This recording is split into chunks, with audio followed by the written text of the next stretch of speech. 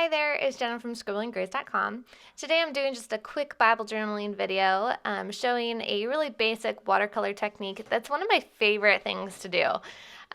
So I'm going to be using my Kuretake Ganza watercolor set. This set is one I've been using for years and years and years, the Kuretake Ganza, and I had the 36 color set, and I just learned that they came out with a 48 color set. And so since my old set was pretty worn and it was about time for a new one, I could not resist getting all the colors and getting this new 48 color set. And so this is my first page using it. I really wanted to just bust out and find a way to use a bunch of different colors. And so I'm doing this kind of quilt-esque type of Bible journaling page. So this one is super simple and it's great for beginners. Basically, I'm just using my watercolor set and a small round paintbrush. This is just a super cheap one that came in a value pack from Walmart. I'm just wetting my brush and then picking up a color of paint and just painting that on in kind of random motions to create some kind of glob and just doing little different globs all around my page. And then I'm going to pick up another color and do that next to that original color. So as you can see, I did the yellow, then the green, then red, and I'm just going to continue doing this with different colors until my page is all filled up. The great thing too is that if it doesn't go right the first time, if you kind of have like a blank spot, you can just fill that right back in with a different color. Just go back over it. No biggie. So this one is just a lot of fun, no real technique, and so I just wanted to kind of share it for those beginners in advance that just want to try something new if you haven't done something like this already. So now I'm going to go ahead, I'm grabbing kind of a blue color here. I'm kind of using the brighter colors, but you could absolutely change this up with whichever colors that you like the most. You can choose lighter colors, do different color schemes, do all reds, all warm colors, all cool tones. I would encourage you to have fun with it. So it looks a little funky at first, but then once you get it all finished, you add your lettering, or if you're not a letterer, you could use stamps or stickers to add your lettering for your verse that you're working on. And then I like to add a little embellishment with pens, which you'll see in a second. So you may be hearing my baby in the background. He's in the room with me today, so bear with us. But it's kind of fun to have a little buddy here. So I'm working on Psalm 73, verse 26, which says, "My flesh and my heart may fail, but God is the strength of my heart and my portion forever." So now that I have my simple background painted, I'm going to go ahead and add some embellishments and my lettering. So I started off by trying to add my embellishments first, and I normally would use a Uniball Signo gel pen, but I couldn't find mine, and so I was trying to use a different white gel pen that I had, which is the Sakura Decorise gel pen, which normally is a just fine gel pen. It works pretty darn well, but this one is just super old, so I was having a lot of issues with it. And so I'm trying to just add like little crosses into all of the purple spots here. And then I would do dots in the other spots, but since I was having such issues, I kind of just threw it to the side, added my lettering first, and then I decided to add more embellishments after I added my lettering.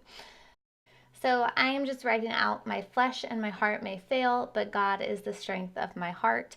And I'm using a pencil first. I do not prep my pages with gesso or anything, so using pencil on top of it is no problem. I can erase that really easily. If you prep your page with gesso, then you will have a harder time erasing that pencil. So that's a common question that I get asked, but no page prep equals pencil works just fine. So I write it out with my pencil first, and then I'm just adding my lettering with my Tombow Funosuke brush pen. And I'm doing a couple different lettering styles this time, just brush calligraphy as well as some sans serif style. And so I do have tutorials on how to create brush lettering, and so I'll put all those links in the blog post that goes along with this video at scribblinggrace.com/simple-watercolor. And again, that's also where you'll find links to all of these supplies that I'm using. So now that I finish up this lettering here, I realized that I wanted my lettering to stand out a little bit more. It was blending a little too much with the background and I was having a hard time reading it. So I'm just taking my white pen, and this time I decided to just get rid of the gel pen and switch to my Uniposca paint pen. I was wary about using the paint pen because it does bleed through an unprepared page, but since it's white, the bleed through really is pretty darn minimal, and so I figured I'm just going to risk it. To me, it's not a big deal, but if it is something that you really want to avoid, a white gel pen is definitely the way to go. But I do just love the paint pen because it just works so well and it's so opaque. So I just went ahead and added a shadow, or really a highlight, to my lettering on the right side of all of my letters, all my downstrokes where the letter is thickest, just to help it pop a little bit outside of the page. And now I'm just going to continue using that paint pen to add the embellishments that I tried to add before. And so on all of the purple spots, I added little crosses. On all of the red spots, I added polka dots. And then I switched over to my black pen again. This time I used a micron pen. This is a size 1, but really any size micron pen would work. Microns are great because they don't bleed through. And I'm doing the same thing with the crosses and the dots on the yellow and the green part of my letters. And then I left the blue just as it is, so it wasn't too busy. So this little embellishment is just a really fun way to go, but it's definitely optional, and I would encourage you to have fun with it. You definitely could do other designs like zigzags or shapes or whatever you want to put in those little boxes. And of course, you could totally go outside of the boxes also. You can use stamps, like little cross stamps. There's so much you can do with this background. It's just so versatile. And so I hope you have fun with it. So that's it for my page. I'll show you the back side in just a second.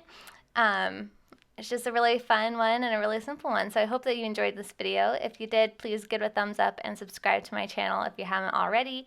And be sure to head on over to the blog post at scribblinggrace.com/simple-watercolor to find supply links and all the other helpful links about lettering and things like that. So, all right, I hope you have a wonderful day. God bless.